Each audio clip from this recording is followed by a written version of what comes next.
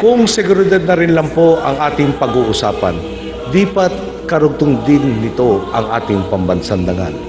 Dati, hindi man lang natin makuhang pumalag tuwing may sisindak sa atin sa loob mismo ng ating bakuran. Malinaw ang pahiwatig natin ngayon sa buong mundo. Ang sa Pilipinas ay sa Pilipinas.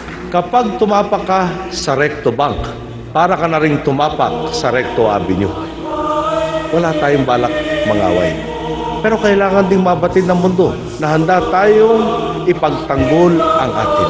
Pinag-aaralan na rin po natin ang pag-angat ng kaso sa West Philippine Sea sa International Tribunal for the Law of the Sea.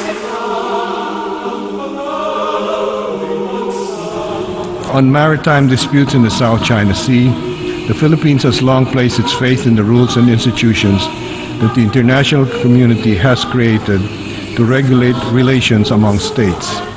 International law serves as the great equalizer among states, allowing small countries to stand on an equal footing with wealthier, more powerful states. International law is a tie that binds the community of nations together.